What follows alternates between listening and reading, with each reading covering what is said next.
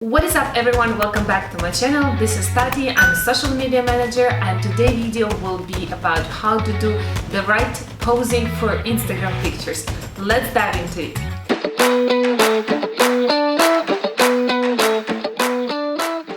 Honestly speaking, I am so bad with posing. I don't know where to put my hands, I don't know how to stand, I don't know how to not look fat on the pictures. If you're serious with Instagram and not just posting some random stuff on it, posing is a key to look amazing on Instagram pictures. And Instagram is all about visuality on the first place. So it's really important to understand how you can pose. In order to understand how you can do the right posing for Instagram pictures and some tips and tricks, I asked my dearest friend Marina. She's art director at big companies. She works in the post-production, photo shooting, professional photo shooting with models, and she knows really much about it, and her Instagram looks amazing. So I asked her to give me some tips and tricks and to share it, of course, with you how you can make your posing on Instagram pictures much better. So let's go! Okay. Hey guys, what's up? I'm Marina. I'm a friend of Tati's, and Tati has asked me to tell you about posing for your photos for your Instagram feed because of my experience as a creative and art director in photo production. So I've worked in different photo productions, different photo shoots over the years. I've worked as a fashion stylist, editorial shoots, and for TV. And I want to share with you tips on posing from my personal experience. The number one tip that I can tell you when it comes from posing is actually a mistake that quite many people do. And this is when you're posing for photos, most of the time you really want to see that your face is super visible. But what many people automatically do as well is that they lift their chin up. Lifting the chin up, it can make quite a bold face in the end, and I always recommend that when you start shooting that you just remember to keep your chin a bit down, make a soft pose with your face. Remember to keep your chin a bit closer to your body than you're normally used to be. It makes actually quite a nice profile as well, and it looks much nicer on photos. Another tip that I got from professional photographers as well, it's actually quite known till now, but I think it's worth saying again, is when you want to keep your eyes open and you're posing and you're just about to start shooting, you look down to the floor and then you look up into the camera or wherever you want to look. This makes just your eyes a little bit more lifted, a little bit more open, and it's generally super nice in photos then. And I go shooting with models or by myself. I always tell people that to take a bunch of photos. It's really important because like my signature phrase is actually really that 1 out of 600 photos is good enough then to use, so just keep that in mind. When you take a bunch of photos, it's really essential that you keep in motion. You look at different spots, you look into the camera, you tilt your head, you move your head, and you move your whole body. And like this you can really create a variety of photos then to use and to choose from in the end.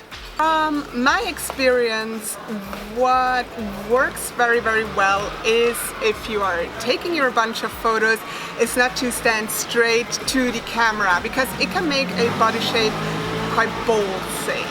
So it is very important to create curves with your body, to create really nice silhouettes, play with your hips a little bit, take steps to the side, to the front, move your legs and your whole body, turn to the side, turn towards the camera.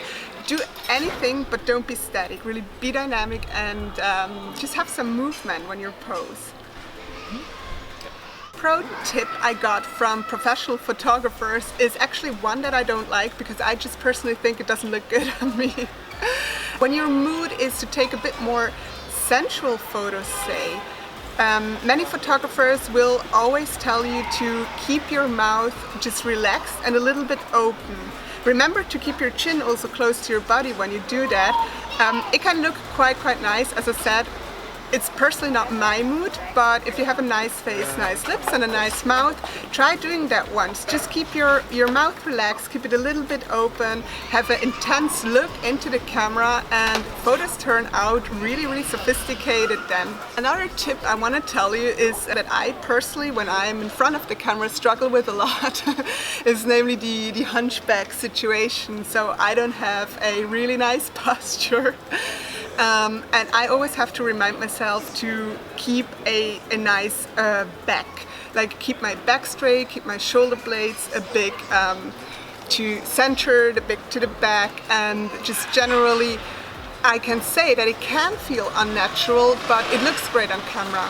Posing most of the time does feel unnatural, but you will always have to recheck the results then on camera itself. But yeah, keeping a straight back is essentially key.